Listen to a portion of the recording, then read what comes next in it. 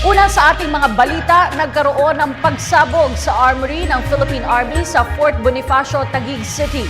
Sa pinakahuling ulat ng otoridad, mahigit 20 na ang sugatan sa nasabing insidente kung saan 5 rito ay kritikal.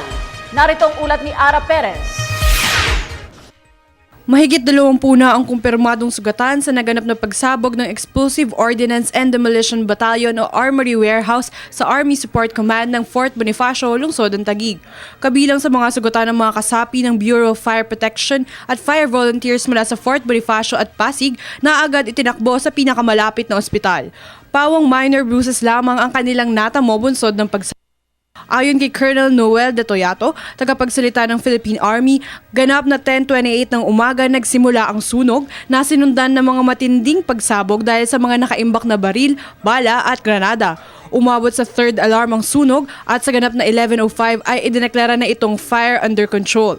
Sa ngayon ay iniimbestigahan pa ang pangunahing sanhi ng pagsabog. Ngunit ayon kay Colonel De Toyato, magkakasunod na maliliit na pagsabog ang naganap bago ang major explosion na umabot ng 20 meters. Maraming maliliit tapos na explosion, pero there was one major explosion and we were just around 20 meters from the explosion. Yung mga maliliit na mga explosives, may tendency man yan siya na na mag-sympathetic detonation. Pag sumabog ang isa, sasabog yung iba. So pag sabay-sabay sila, malaki explosion. So hindi pa natin sigurado talaga kung ano yung sumabog na malaki that put off the fire.